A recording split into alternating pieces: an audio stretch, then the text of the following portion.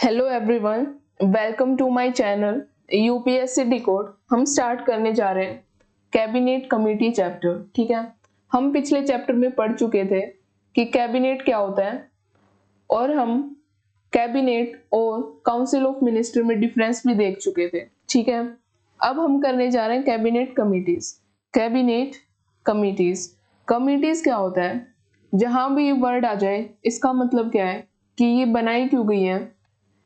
इसका मतलब इसका जो ऑब्जेक्टिव है वो क्या होता है? इसका ऑब्जेक्टिव होता है to reduce the workload, to reduce the workload. ठीक है, सेकंड ऑब्जेक्टिव क्या होता है? फैसिलिएट। क्या फैसिलिएट करती है ये? ठीक है, इन डेप्थ एग्जामिनेशन। ठीक है, ये फैसिलिएट करती है किसी भी चीज का डेप्थ एग्जामिनेशन करना, मतलब उसके बारे में देखना कि क्या चीज सही है, क्या चीज गलत है, क्या चीज ज्यादा सुटेबल रहेगी। ठीक है, किस चीज के बारे में? कुछ स्पेसिफाई पॉलिसी एरिया होते हैं। ठीक है, कुछ स्पेसिफाई पॉलिसी एरियाज होते हैं।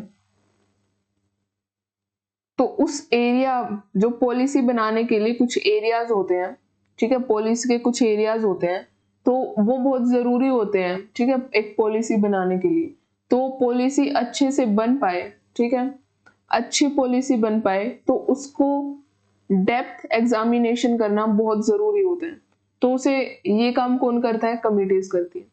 तो जो भी काम कैबिनेट का डेप्थ एग्जामिनेशन का, ताकि उनका वर्कलोड जो है वो रिड्यूस हो जाए, तो उसके लिए क्या बनाए गए? Cabinet committees. अब आगे पढ़ते हैं, चैप्टर पढ़ते हैं। The cabinet works through various committee. ठीक है, जो कैबिनेट है वो काम करता है, उसकी जो हम पढ़ेंगे कौन कौन सी कमेटी है, तो वो जो कमेटी है, ठीक है, उनके थ्रू जो है कैबिनेट जो है काम करता है, वर्क करता है। These committees are called as cabinet committee. ठीक है, वेरी सिंपल, समझ आ गया होगा। ठीक है, द फीचर लिस्ट। फीचर्स हम देखेंगे कि इन कैबिनेट कमिटीज के फीचर्स क्या होते हैं। जैसे मैंने बताया ना, to reduce the workload, facilitate depth examination. ठीक है, तो इसके अलावा भी जो है फीचर्स हैं इसके, ठीक है, कि वो बनाई क्यों गई है, किस ऑब्जेक्टिव से बनाई गई है। ठीक है, तो जो 8 ऑब्जेक्टिव हैं इसके, जो फीचर्स हैं, वो अभी हम पढ़ेंगे। ठीक है, तो उसके बाद हम पढ़ेंगे लिस्ट। ठीक है, उसके बाद पढ़ेंगे हम लिस्ट की कौन कौन सी कमिटीज फिलहाल हैं। ठीक है, उन कमिटीज के नाम क्या क्या हैं। उसके बाद हम पढ़ेंगे कि ये जो लिस्ट है उनमें जो कमिटीज बताई गई हैं उनके फंक्शन क्या क्या हैं। Of this committee are explained below. नीचे एक्सप्लेन की गई है और अब हम उन्हें पढ़ने जा रहे हैं। फर्स्ट पॉइंट है वो हम स्टार्ट करते हैं। Features. Features of cabinet committees, ये होती क्या है, ये करती क्या है। ठीक है, फर्स्ट पॉइंट है they are extra constitutional in emergence. Extra constitutional का क्या मतलब होता है?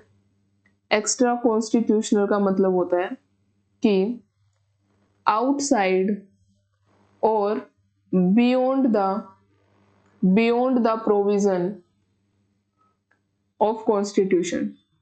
मतलब ये कॉन्स्टिट्यूशन में नहीं लिखी है। ठीक है, ये कॉन्स्टिट्यूशन में नहीं लिखी गई है, कॉन्स्टिट्यूशन के बाहर ये चीज बनाई गई है।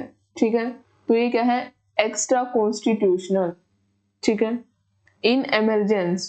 ठीक है, अब हम आगे पढ़ेंगे इमरजेंस क्यों कह रहे हैं इस चीज को। ठीक है, इमरजेंस इसलिए है क्योंकि ये कॉन्स्टिट्यूशन के हिसाब से नहीं है। ठीक है, देखो इन्होंने लिख भी रखा है, in other words they are not mentioned in the constitution.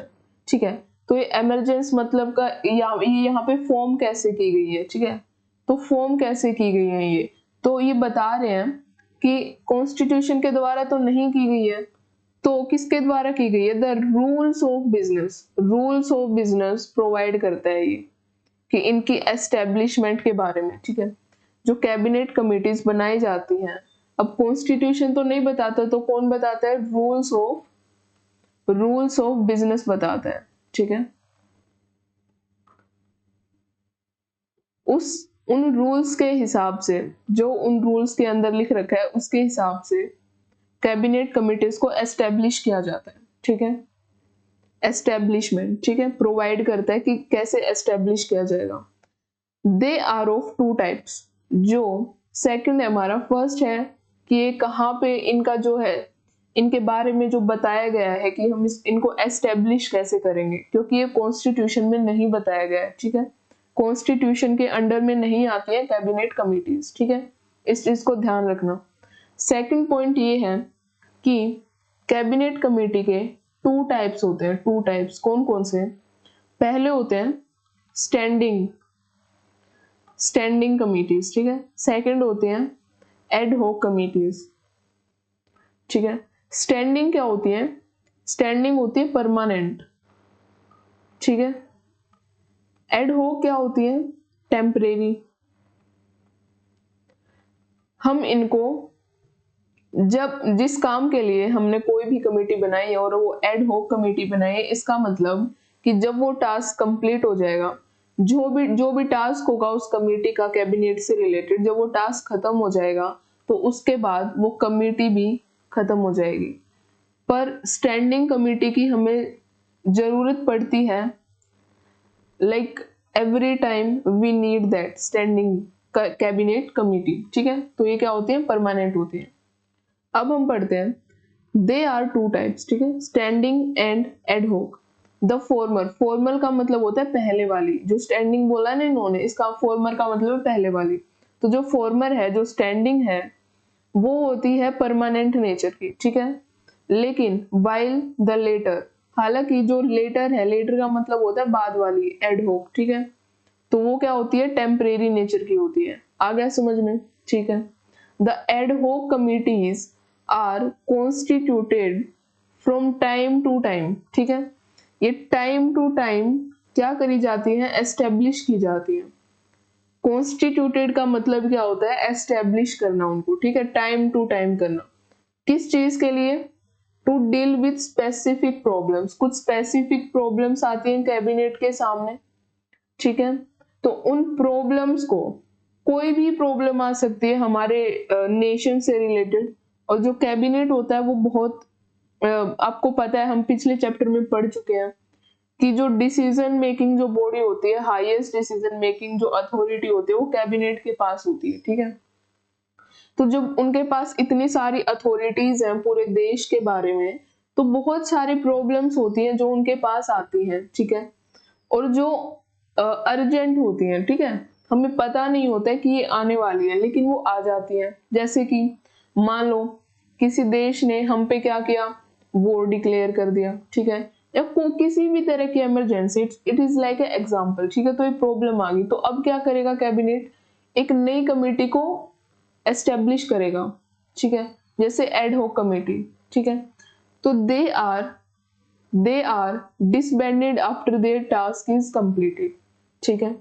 तो जो एड हॉक कमिटीज होती हैं वो एस्टेब्लिश की जाती हैं टाइम टू टाइम। कुछ स्पेसिफिक प्रॉब्लम्स आ जाती हैं कई बार, तो उनको देखने के लिए, उनकी डेप्थ एग्जामिनेशन करने के लिए और उनके रिगार्डिंग पॉलिसी बनाने के लिए, एक्शन लेने के लिए, तो उन कमिटीज को बनाया जाता है, ठीक है, उन प्रॉब्लम्स के लिए।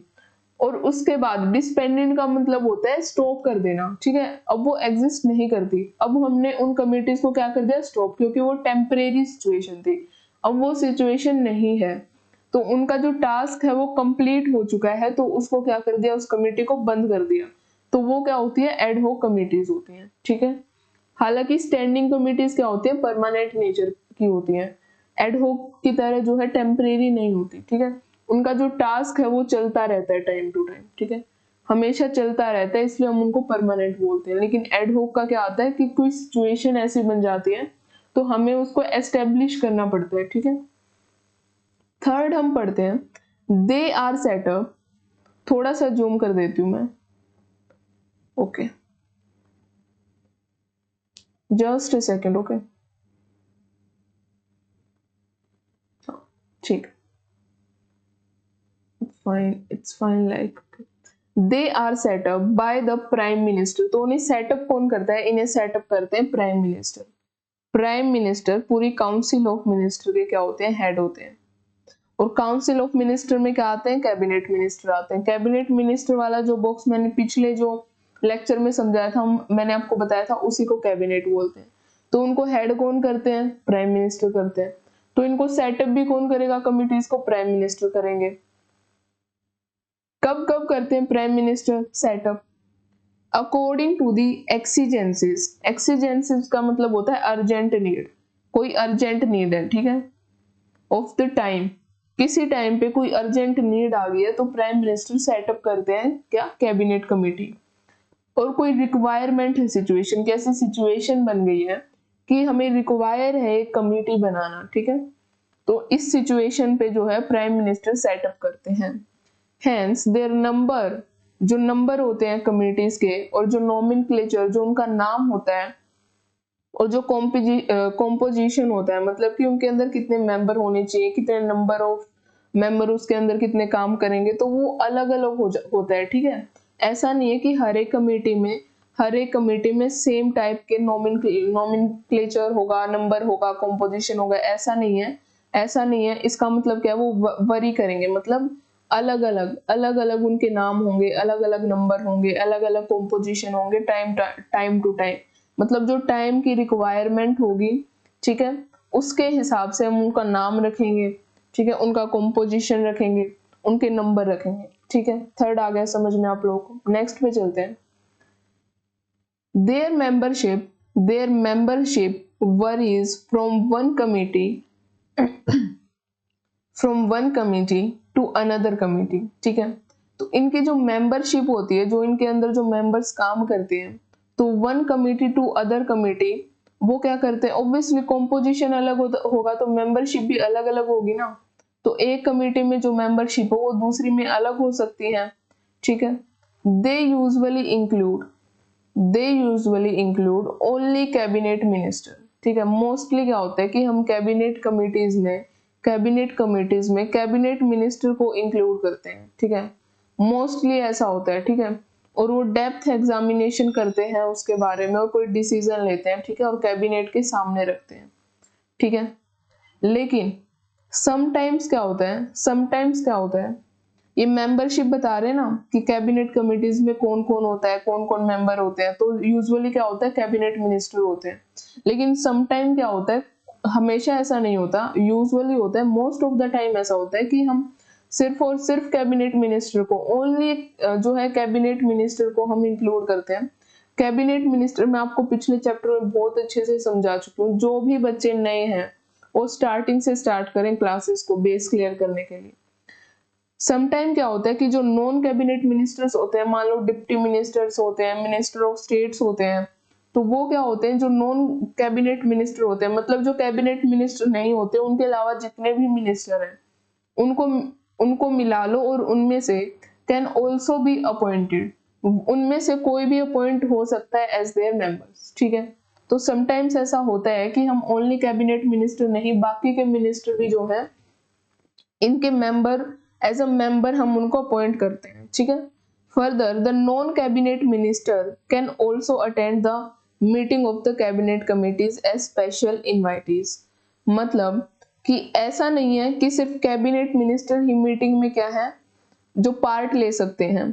ऐसा भी हो सकता है कि हम जो नॉन कैबिनेट मिनिस्टर हैं उनको अलग से अगर हम स्पेशल इनवाइट करते हैं तो वो भी क्या कर सकते हैं, मीटिंग को अटेंड कर सकते हैं। किसकी मीटिंग को, कैबिनेट कमिटीज की मीटिंग को, ठीक है, कैबिनेट कमिटीज की मीटिंग को। ये देखो जैसे एडहॉक कमिटी का एक एग्जांपल ये है कि जो टेम्परेरी हम बनाते हैं ना एडहॉक कमेटी, तो एक बार क्या बनाई गई थी, इमरजेंसी कमेटी बनाई गई थी। कब सेटअप हुई थी, 1962 में। क्यों सेटअप हुई थी, क्या सिचुएशन आ गई थी ऐसी, चाइनीज इन्वेजन, ठीक है, जो चाइना है उन्होंने हम पे क्या कर दिया था, अटैक कर दिया था। तो एक इमरजेंसी सिचुएशन थी 1962 में, तो तब हमने क्या बनाई थी, एडहॉक कमेटी बनाई थी, ठीक है, जिसका नाम क्या था, नोमेनक्लेचर क्या था, इमरजेंसी कमेटी। किस टाइम पे, 1962 पे, ठीक है। नेक्स्ट चलते हैं, जो फिफ्थ फीचर्स क्या है, they not only include the minister in charge of subject. Charge of subject का मतलब है जिनको भी हम पोर्टफोलियो जिनको भी ये चीजें समझ नहीं आ रही ना, वो पिछले लेक्चर जाके देखे पहले, ठीक है। तो जो चार्ज ऑफ सब्जेक्ट का क्या मतलब होता है, प्राइम मिनिस्टर सबको चार्ज देते हैं अलग अलग मिनिस्ट्री का, जैसे मिनिस्ट्री ऑफ डिफेंस है, मिनिस्ट्री ऑफ होम अफेयर्स है, तो सबको जो कैबिनेट मिनिस्टर्स होते हैं और अदर मिनिस्टर, वो उनका जो है चार्ज बताया जाता है कि आप इस मिनिस्टर के चार्ज हैं, ठीक है। तो जिस भी सब्जेक्ट के, मतलब जिस भी मिनिस्ट्री या डिपार्टमेंट के, तो जो भी मिनिस्टर चार्ज है उन सब्जेक्ट का, covered by them but also include other senior minister. तो क्या होता है, कैबिनेट कमिटीज में सिर्फ वो मिनिस्टर नहीं होते हैं, ठीक है, जिनको चार्ज दिया जाता है पोर्टफोलियो में, ठीक है। जैसे अभी नई सरकार बनी है जनरल इलेक्शन के बाद, तो सबको पोर्टफोलियो बांटे गए कि आपके पास ये चार्ज है, आपके पास ये चार्ज है इस मिनिस्ट्री का, इस डिपार्टमेंट का। तो उन मिनिस्टर्स के अलावा, उन मिनिस्टर के अलावा जो है, ये किनको इंक्लूड करते हैं, सीनियर मिनिस्टर्स को। कुछ सीनियर मिनिस्टर्स होते हैं, ठीक है। इसका मतलब सीनियर का मतलब क्या है, वो एज में ज्यादा है, उनका एक्सपीरियंस एक्सपीरियंस उनका ज्यादा है, इसका मतलब ये है एक्सपीरियंस्ड है वो, ठीक है। तो उनको भी इनमें क्या इंक्लूड किया जाता है, ठीक है। Not only charge of subject minister, मतलब कोई भी मिनिस्टर जिनको भी चार्ज दिया गया है सब्जेक्ट का, उनके अलावा सीनियर मिनिस्टर को भी इसमें इंक्लूड किया जाता है, क्योंकि उनके पास क्या होता है, एक्सपीरियंस होता है। सिक्स्थ क्या है, they are mostly headed by the prime minister. जो कैबिनेट कमेटी होती है, जो मोस्टली क्या होता है, प्राइम मिनिस्टर उनको हेड करते हैं, ठीक है। पूरी काउंसिल ऑफ मिनिस्टर को प्राइम मिनिस्टर हेड करते हैं, कैबिनेट को प्राइम मिनिस्टर हेड करते हैं, ठीक है। और जो कैबिनेट कमेटी है उनको हेड कौन करते हैं, प्राइम मिनिस्टर करते हैं, मोस्टली। मोस्टली याद रखना, क्यों, क्योंकि some time other senior cabinet minister, जो कैबिनेट मिनिस्टर हैं, जो कैबिनेट मिनिस्टर हैं और जो सीनियर हैं, ठीक है, बहुत सीनियर हैं, उनको एक्सपीरियंस है, तो वो भी also act as their chairman. तो कुछ कैबिनेट कमिटीज के, तो वो भी क्या कर सकते हैं, एज ए चेयरमैन हेड कर सकते हैं उन कैबिनेट कमिटीज को, ठीक है। तो प्राइम मिनिस्टर भी कर सकते हैं। अगर आपसे कोई पूछे कि कैबिनेट कमिटीज को कौन कौन हेड कर सकता है, तो आपके पास ऑप्शन हो कि ओनली प्राइम मिनिस्टर, ठीक है, prime minister also can, plus जो है senior cabinet minister also can. तो कौन सा राइट होगा, सेकंड वाला राइट होगा, राइट। तो वही, but in case the prime minister is a member of a committee, लेकिन किसी केस में मान लो कोई कैबिनेट कमेटी बनी है और उसके मेंबर, उसमें जो एज अ मेंबर बैठे हैं वो प्राइम मिनिस्टर भी हैं, उनके एक मेंबर, तो ऑटोमेटिकली क्या होगा, prime minister invariably preside over it. तो ऑटोमेटिकली वो क्या बन जाएंगे, उसके हेड बन जाएंगे। प्रिसाइड का मतलब होता है उसको हेड करना, ठीक है। तो उसके जो है हेड बन जाएंगे ऑटोमेटिकली। नेक्स्ट चलते हैं सेवंथ पे, they not only sort out issues and formulate proposals. ऐसा होता है ना कि कोई भी प्रॉब्लम आती है तो उसको सॉर्ट आउट करना होता है, ठीक है। फिर उसके बारे में जो भी डिसीजन लिया उस कमेटी ने, वो फिर मिनिस्टर जो है पूरे कैबिनेट में बैठ के उसमें चर्चा करेंगे, उस डिसीजन को देखेंगे, ठीक है। तो ऐसा होता है यूजुअली, ठीक है, यही काम होता है। पर they not only sort out issue, formulate proposals for the consideration of the cabinet, कि मतलब ये कैबिनेट में रखेंगे अपने जो डिसीजंस है, जो इन्होंने सोचा है, सोच विचार किया है उस प्रॉब्लम के बारे में, इशू के बारे में। उसके अलावा ये क्या करते हैं, ऑल्सो टेक डिसीजंस, ठीक है। एक डिसीजन होता है कि हम कैबिनेट में चर्चा करेंगे और फिर कैबिनेट उस पर सोचेगा, कंसिडरेशन करेगा और फिर एक डिसीजन लेगा। एक होता है कि कैबिनेट कमिटीज ने बैठ के डायरेक्ट डिसीजन लिया और वो कैबिनेट को डायरेक्ट डिसीजन दिया, नोट कि आप इस पे कंसिडरेशन करें, सोचे, वो डायरेक्ट उनको डिसीजन दे रहे हैं कि आप ये कर सकते हैं डायरेक्ट। तो ठीक है, ये भी इनकी एक ड्यूटी होती है कि कैबिनेट को एक डिसीजन प्रोवाइड करना डायरेक्ट, ठीक है। However, the cabinet can review their decisions. Of course, cabinet also क्या कर सकता है, रिव्यू कर सकता है उस डिसीजन को, ठीक है, कि ये ठीक है, कुछ गलत है, हमें कुछ मॉडिफाई करना है, वो कर सकता है। लेकिन जो कैबिनेट कमिटीज का जो काम होता है, वो उनको सीधा डिसीजन देना होता है, ठीक है। ये भी होता है कि सीधा डिसीजन दे दो।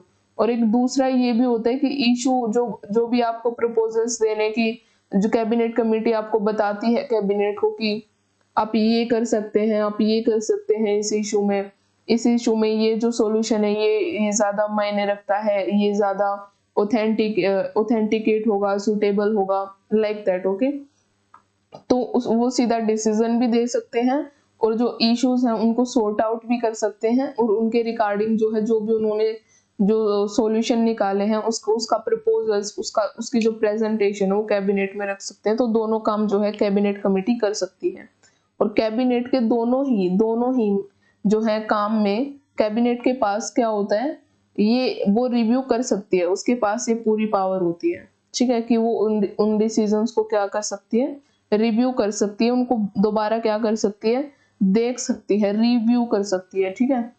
8th में चलते हैं। They are cabinet committees an organisational device क्यों बोला है, क्योंकि वो क्या करती है, हमारे एक इशू को सोल्व करती है, ठीक है, to reduce the enormous workload, ठीक है, तो वर्कलोड को क्या करती है, कम करती है, ठीक है। उसके बाद of the cabinet they also facilitate in depth examination, ये मैंने आपको स्टार्टिंग में ही बताया था कि कोई भी इशू है उसका डेप्थ में क्या है, एग्जामिनेशन करना, एंड इफेक्टिव कोऑर्डिनेशन, एक इफेक्टिव कोऑर्डिनेशन बनाना कि इसमें ये सॉल्यूशन हो सकता है। सारे मिनिस्टर जो हैं कैबिनेट कमेटी में, जो भी मिनिस्टर हैं वो कोऑर्डिनेट करते हैं आपस में और फिर कुछ डिसाइड करते हैं या सॉल्यूशन निकालते हैं, तो ये एक इफेक्टिव कोऑर्डिनेशन है, ठीक है, जो कैबिनेट कमिटीज में जो होता है, ठीक है। नेक्स्ट करते हैं, they are based on the principle of division of labour, कि हमने इनको अपना अपना काम बांटते हैं इन कमिटीज को, ठीक है, कि आप ये काम करें, ये आप काम करें, ठीक है।